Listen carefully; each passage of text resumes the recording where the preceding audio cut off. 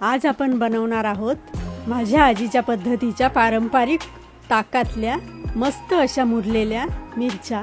तर यासाठी या पोपटी रंगाच्या ज्या हिरव्या मिरच्या असतात त्या मिरच्या घेतलेल्या आहे। तर ह्या अर्धा किलो मिरच्या आहेत, त्या चांगल्या स्वच्छ धुवून सुकवून पुसून घ्यायच्या। त्यानंतर या पद्धतीने अशा मध्ये एक चीर देऊन कापून घ्यायच्या। आता ह्या मिरच्या जरा लांब असतात त्यामुळे याचे 2 तुकडे करून घ्यायचे। 2 तुकडे यासाठी की आपण थोड्या तेलामध्येही ह्या मिरच्या पटकन तळून आपल्याला खाता येतात। तर ह्या बघा अशा पद्धतीने सर्व ह्या मिरच्या मोठ्या आहेत त्या तुकड्यांमध्ये कापून घेतलेल्या आहेत। आता ह्या मिरच्या सर्व एका मोठ्या भांड्यामध्ये काढून घ्यायच्या। त्यानंतर यामध्ये मीठ घालायचं चवीनुसार। मीठ जरा थोडं जास्तीचं घालायचं आणि चांगलं हे मीठ मिक्स करून घ्यायचं। त्यानंतर 15 ते 20 मिनिटांसाठी ह्या मिरच्या मिठामध्ये मिक्स होण्यासाठी झाकून ठेवायच्या। 15 ते 20 मिनिटांनंतर यामध्ये अर्धा लिटर ताक घालायचं। ताक आंबट असायला हवं।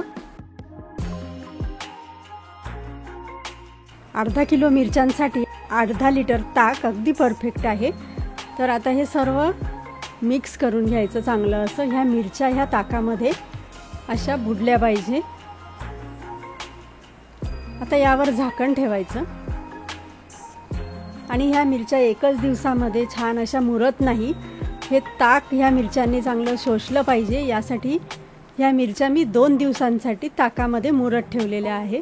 एका दिवसामध्ये फारसे अशा त्या मुरत नाही, मग ताकाचा फ्लेवर आपल्याला ते मिरच्यांमध्ये खाताना जाणवत नाही। त्यासाठी 2 दिवस ठेवायच्या।